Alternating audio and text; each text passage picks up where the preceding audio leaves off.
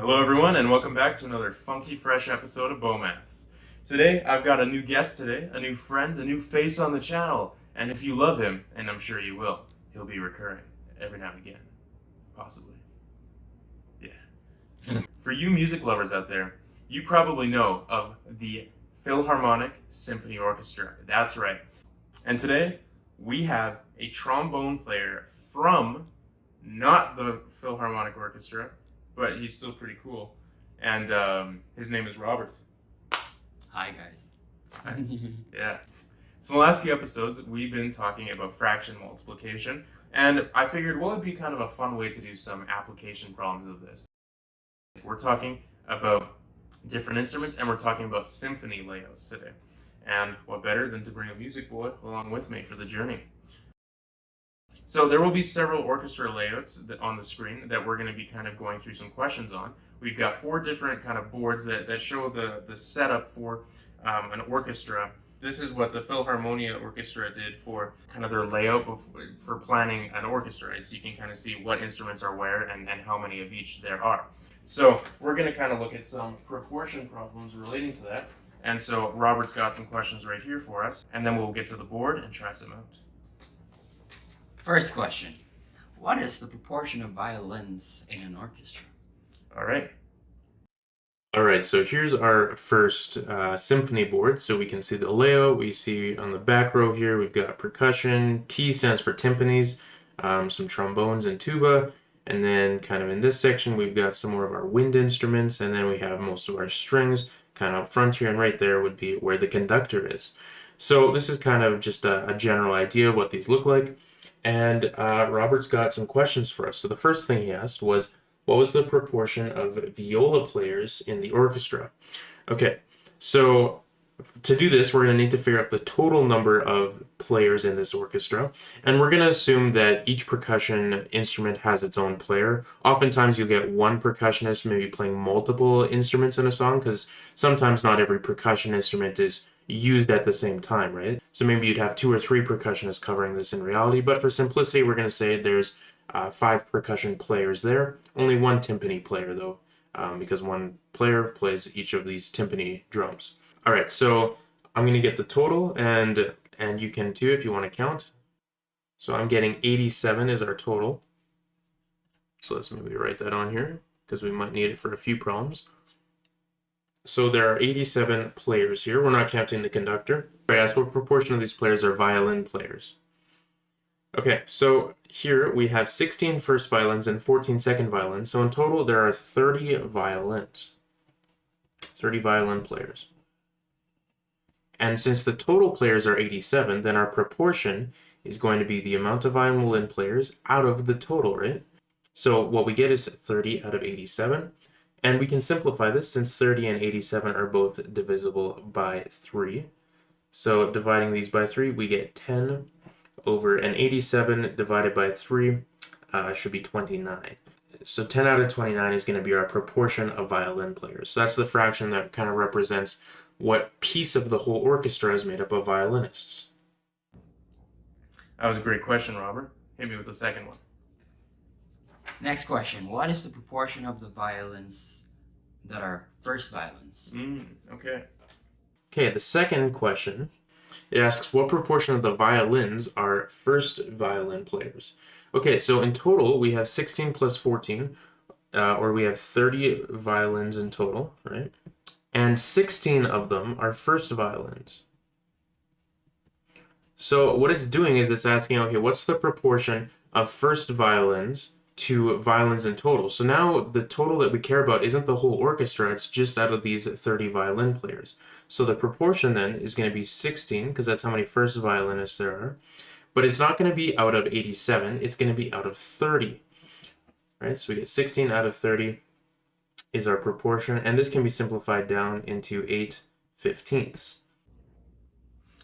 So of course, we care more about first violin than second violin. And yeah, that's a great question.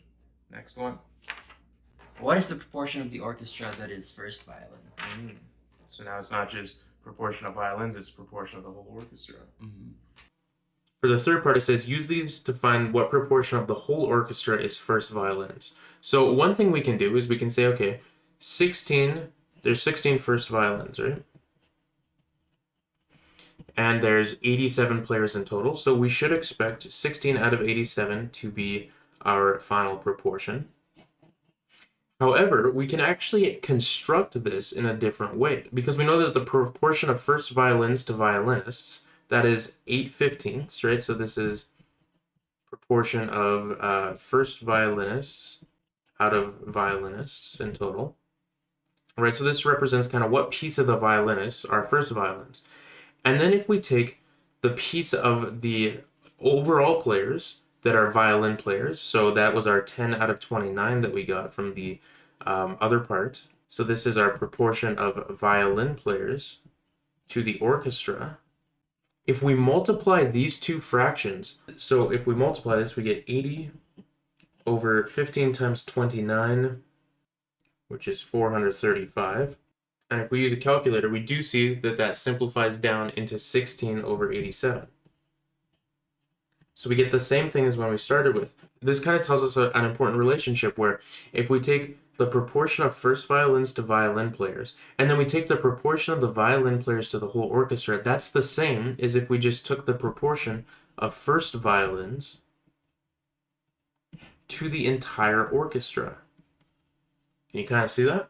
Because remember what a proportion is. A proportion is saying what piece of the total something is represented, right? So here we're saying 8/15ths is the piece of the total of violins that are first violins. But this piece right here is saying what piece of the total orchestra is violins, right? So in a sense, we're kind of looking at the piece of violins that are in the orchestra, and then we're taking those violins and looking at the piece of them that are first violins. And so by multiplying that, what we ultimately get is the piece of the entire orchestra that are first violins. So I hope you can kind of see that logic there. This is an important application of multiplying fractions, where you kind of look at like a piece of another piece. And we see that ultimately what we get is just the smaller piece's proportion to the bigger total. And we're going to do a couple more like this in the future orchestra boards. So if you're not sold on it yet, we'll do a couple more and you should get comfortable with it. All right, great questions. That was orchestra layout board number 1. Let's look at the second one. Which one has a higher proportion of trumpets? Okay, so we're comparing a couple now.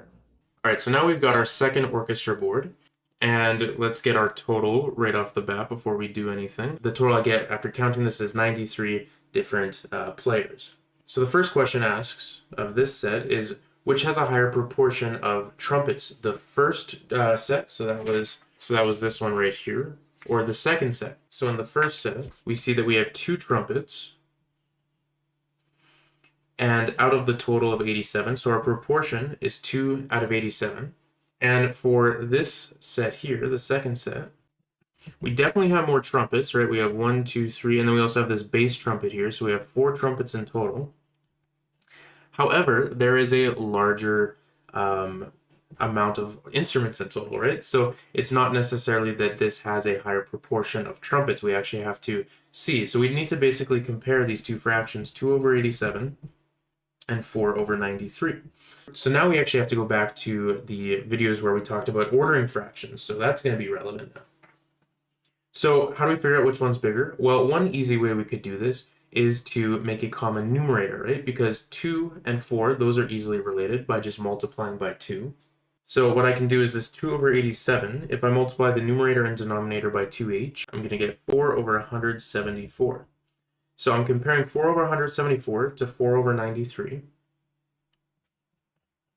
So they have the same numerator, so now we just need to see, okay, let's compare the denominators.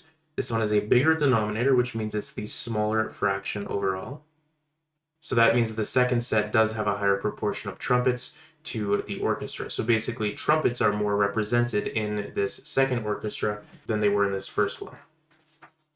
All right, so I hope you still remember how to order fractions. If not, I got some videos on that. Hit me with the next question. What proportion of the orchestra is the back riser? Ooh, okay, getting some location-based questions. All right. So the second question asks, what proportion of the orchestra is in the back riser?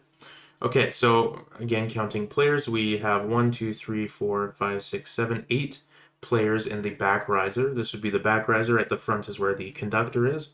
So there are 8 players in the back riser. So that means the proportion is going to be 8, right, the number in the back riser, to the entire orchestra, which is going to be at 93. So this is my proportion of players in the back riser to the entire orchestra.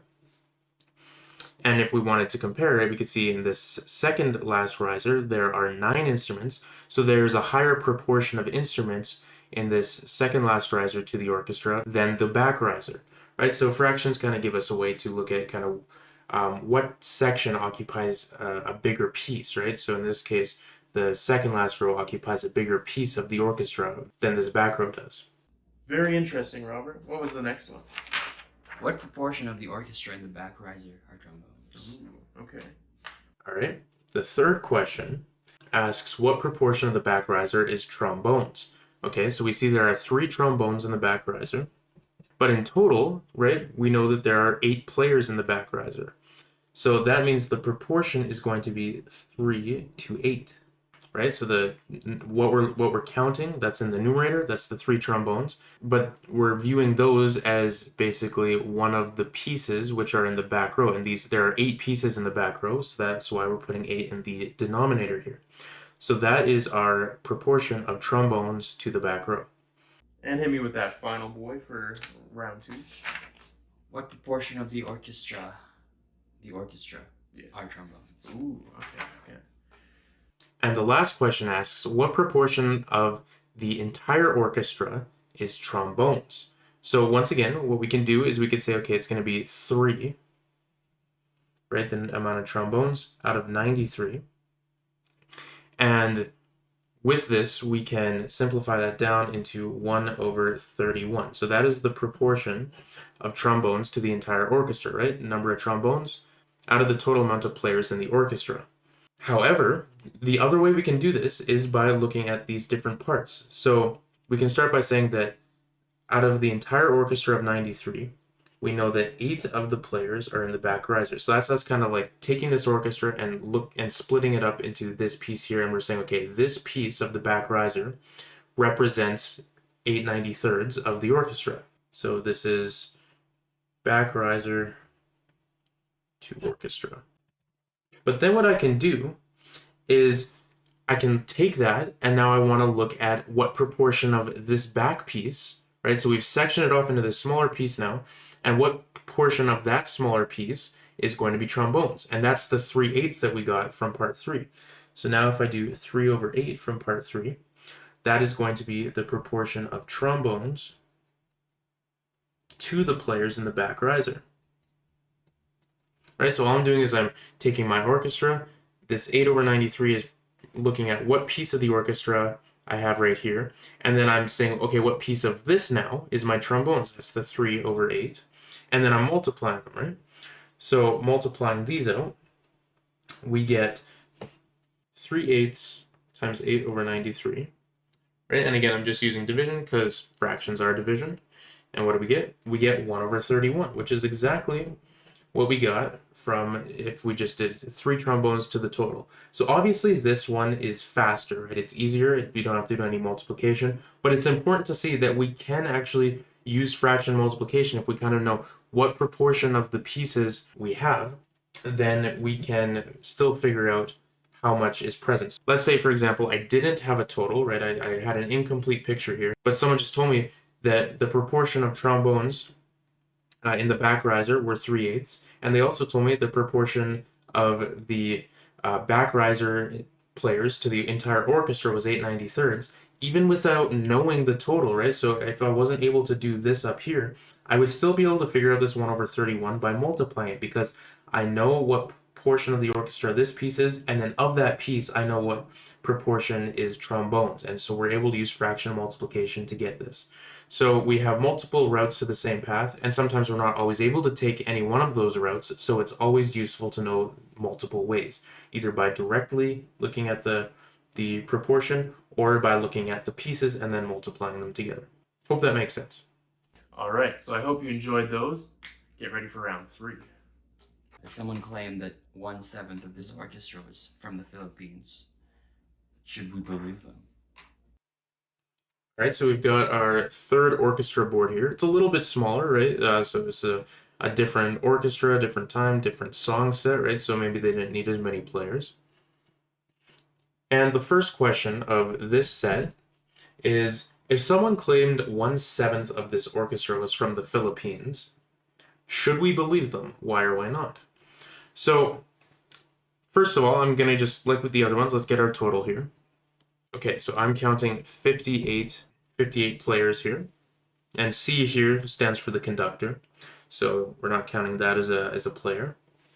And also, to be honest, I'm not sure what CVD stands for. If any of you know, let me know. But I couldn't find any information on that. So we're not going to count that as an instrument in this case. So we get 58 different players here. All right. So the claim is that 1/7 of this orchestra is from the Philippines. And I say, should we believe this claim or not? Well, if you take players from the Philippines and you divide by the total, right, that should give you your proportion of players from the Philippines. However, the total we know is 58, right? And since our proportion that we're given is a seventh, that means that this fraction here is going to have to simplify down to a seventh. But the problem is that 58 is not going to simplify down to a 7 because 7 isn't a factor of 58, right? 58's factors do not include 7. 58's factors are actually just 2 and 29, or 1 and 58, right? But it definitely doesn't include 7. So because this fraction actually won't ever be simplified down to a fraction out of 7, we actually should be suspicious of this claim because, well, because we know our denominator is never going to simplify down into something like that. So that's kind of an interesting use of fraction simplification to actually see if a claim is true or not. Well, I guess that just goes to show that you shouldn't always believe what people tell you. Suppose that half of the orchestra were Filipino. You'd like that, wouldn't you? Yes, I wonder why. Suppose that half of the orchestra are Filipino. Is it true that 3 of the viola players are Filipino? Does it have to be true? Ooh, good question. Deep questions. Something we were all wondering. Okay, so here it says half of the orchestra is Filipino. Is it true then that 3 of the viola players will also be Filipino? Okay, so half of the orchestra is Filipino. So what we can do is we can do a half and multiply it by 58, right? Because 58 is the total. So half times 58, well, what we get is just 58 over 2. And 58 over 2, right? This is just division. That's 29. So that means 29 players are from the Philippines. So maybe Robert would be among these players. But what's interesting here is it's saying, okay, can we use the same logic with the violas, right? We know there are 6 viola players, right? It says 6 right there. So 6 viola players. So if I do half of 6, well, that's 6 over 2, which is 3. So then we should say that, oh, well, 3 of the viola players are going to be from the Philippines. But the thing is, this isn't necessarily true. And the reason for that is because we said that half of the players were from the Philippines. We didn't say half of the viola players were, right? So 29 players being from the Philippines, those could be composed of maybe all of your back row here, do my 4, 8 contrabasses. That's what the C bass stands for. So my 8 contrabasses and my timpani, so that's 9. My 10 cellos here, so that's 19. My 8 first violins, that is going to give me 27. And then add in the harp for 28 and the piano for 29. If all of those are Filipino, well, then we don't actually have any violas that are Filipino, but we still get the 29 out of the 58, or the half proportion of the orchestra being Filipino. So basically, just because we know that half of the orchestra has a given trait, that doesn't mean that that proportion applies to every piece that we focus on in the orchestra. So that's an important thing. So we cannot conclude that 3 of the violas are from the Philippines. Okay, so that was our first 3 boards. For this 4th one now, we're going to be doing something a little bit different. So there's a classification system of instruments called the Hornbostel-Sachs system. And essentially, there's a bunch of different ways that we can classify an instrument. For example, we could call a clarinet a woodwind instrument, right? Or we could call a guitar maybe a string instrument or something like that, right? However, a lot of the classification systems we have are very culture specific. For example, the idea of a woodwind instrument, that basically has to do with these instruments being built in a certain way out of wood, right? And they kind of were all used specifically for these Western instruments. Or brass instruments, same kind of thing. So like your trumpets, your trombones, tubas, that kind of thing, right? However, there's tons of cultures around the world, right? And there's a massive variety of instruments, right? So having a way to actually classify them is important, especially to people like anthropologists who want kind of a standardized terminology when talking about a ton of different cultures.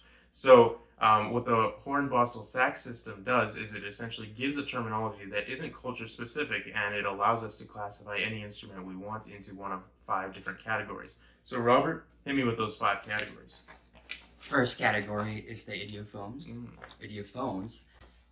It is the classification of instruments that you shake the body and it creates a vibration that makes a sound. Yeah, exactly. So some sort of striking of the body, but the actual vibration of the body is what creates the sound. So these would be things like, striking some sticks together, or maybe shaking an egg shaker or like a maraca or something like that, one of those rain sticks.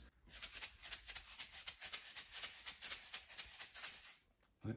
No, you're good.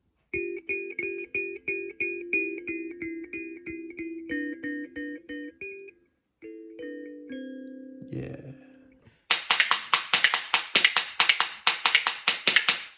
Another one would be the membranophone. These are like the name says, it has a membrane, and its membrane is like something that's stretched over it, and you strike the membrane, and that creates the sound.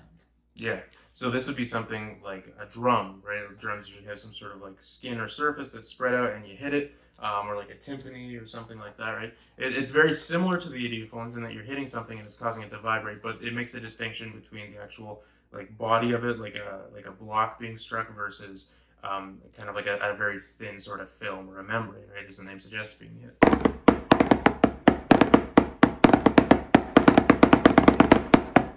The next one we have are the chordophones. These are the instruments with strings on them.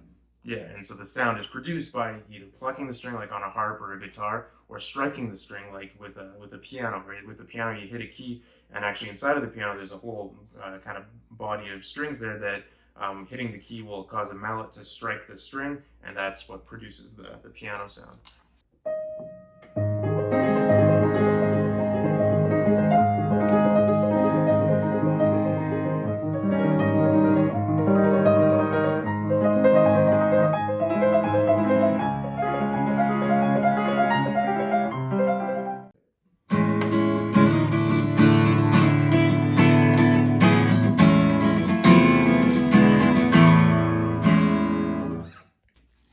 The next one we have here is the aerophones. That's Robert's favorite. Yes, it is. This is the classification of instruments that uses air to produce sound. So that would be something like a trombone, which is your main instrument, right? A tuba, a didgeridoo, if we want to use something from a different culture, right?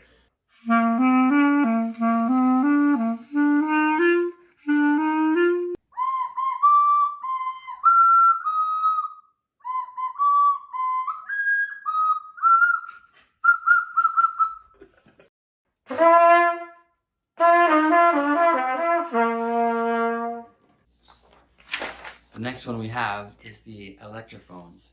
These are the instruments that use electricity to create sound. So this would be something like a synthesizer, right? Or even just any sort of like online program or a computer program that you can use to kind of produce sound. That would count as an electrophone. You could also have something like a keytar, which I have, and I love that bad boy.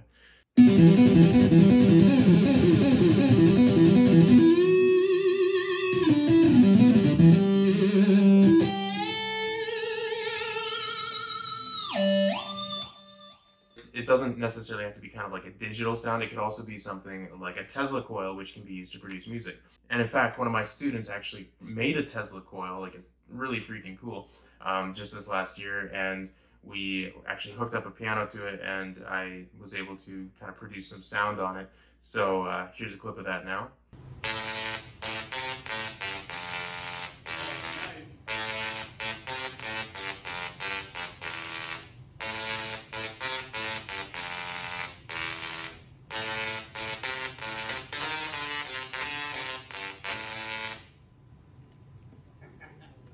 So as you can see, a Tesla coil can be used as a electrophone as well. So that's your 5 classification systems. And now what we're going to do is we're going to get a hang of this system by looking at the 4th symphony board and kind of seeing, okay, what proportion of the instruments on this symphony are idiophones, what proportion are membranophones, what proportion are chordophones, what proportion are aerophones, and what proportion are electrophones. So we will see there. All right, so for this last one, we're looking at the Hornbostel-Sachs system in order to both practice the system, but also do some fractions and continue kind of getting comfortable with some real-life examples of proportions. What we can do is we're going to see what proportion of this orchestra, what proportion of the instruments here are idiophones, membranophones, chordophones, aerophones, and electrophones. So for the 7 percussion here, because we aren't really given what the percussion instruments were, I just went ahead and took a liberty and made up some of my own. So we have a snare drum, a bass drum, a rain stick, crash cymbals, gong, xylophone, and wind chimes are our different instruments here. So what we're going to do is, first of all, once again, we're going to need our total here. So let's figure that out real quick. And also, I'm going to be including each of these timpani drums as a separate instrument because we're not talking about players here like we were with the other questions. Here we're talking about instruments specifically. So I'm counting 99 instruments here.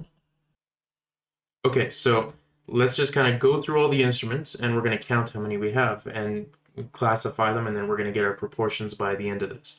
Okay, so we'll start with the percussions. So snare drum and bass drum, they're both types of drums. They make sound because they have basically like a membrane stretched over a hollow part, and then you strike it and it creates a sound. So because you're stretching that membrane and striking that membrane, these would be membranophones. So we have a snare drum, so we got one of those, so times 1, and a bass drum, we got one of those.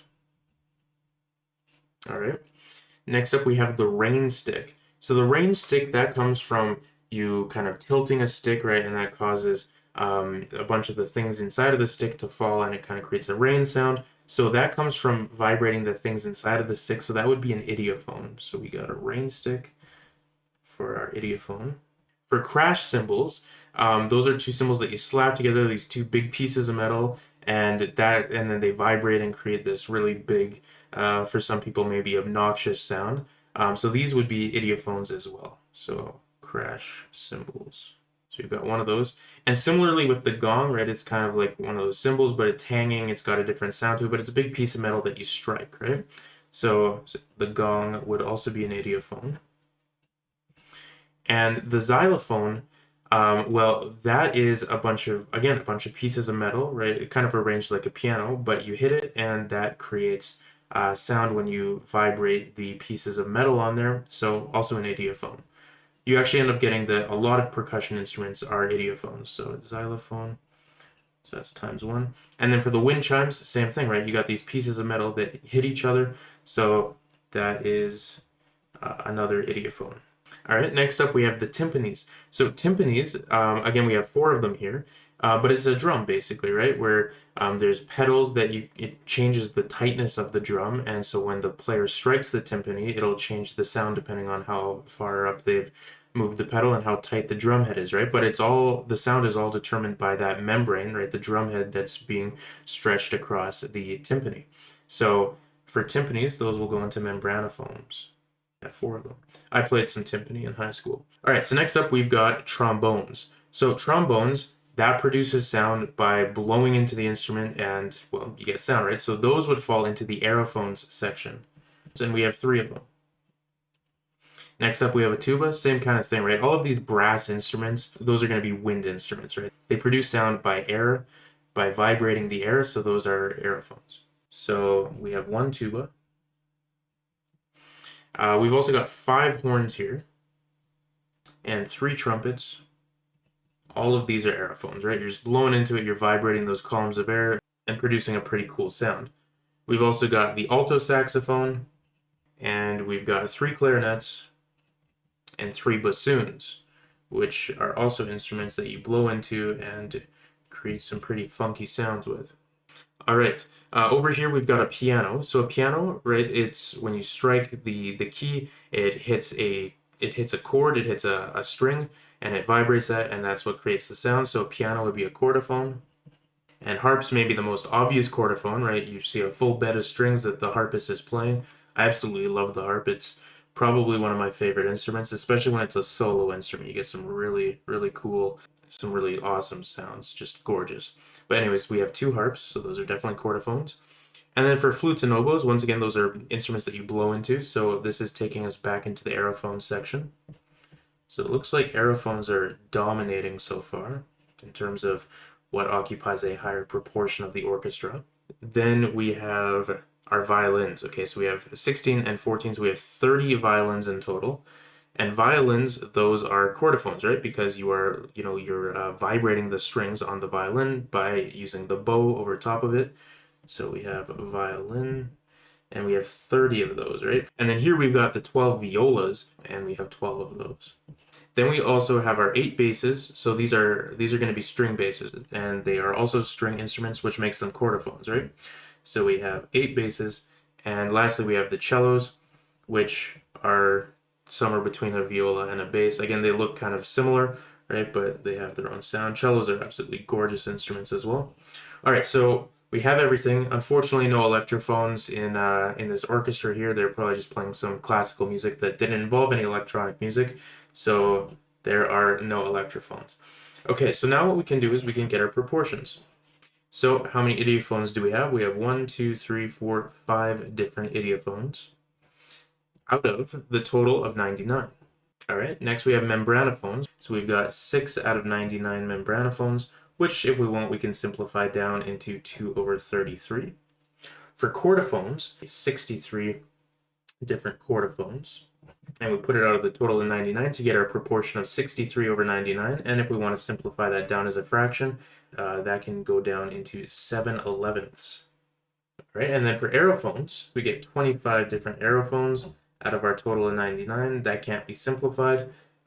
So that is our proportion for aerophones. And for electrophones, we can do 0 out of 99, but 0 divided by anything is just 0. So our proportion there is 0. So these are all of our proportions of instruments in the orchestra. So idiophones represent a smaller piece of the orchestra. Membranophones represent a slightly larger, right? 6 out of 99 versus 5 out of 99, but it is still a pretty small piece of the orchestra.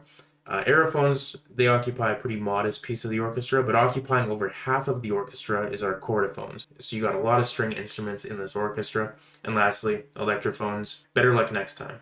All right, well, that's going to do it for today's episode. I hope you enjoyed it, and I hope you enjoyed seeing a new face. The Beau Maths universe is ever expanding, and the guest list roster will continue to grow. Robert is a strong addition to the cast, and I hope you enjoyed him.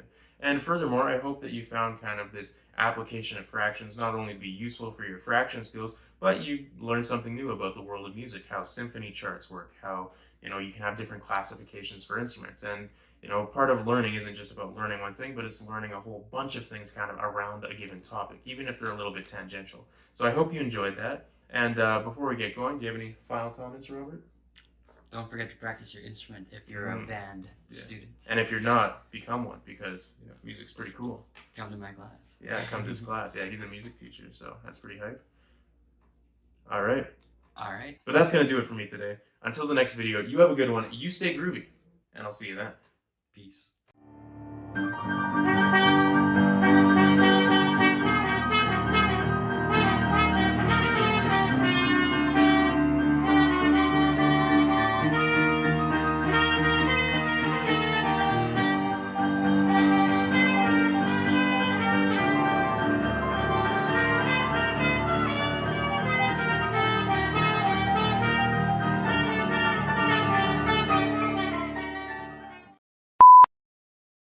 You probably know of the Philharmonic Symphony Orchestra. That's right.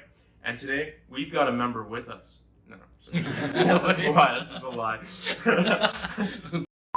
If someone claimed that half of this orchestra were Seven. Filipinos, where?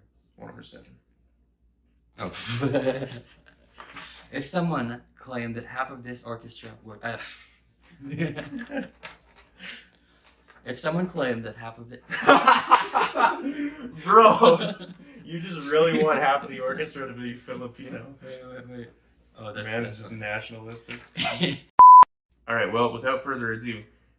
Oh man, what am I saying? Okay. And you. Yeah.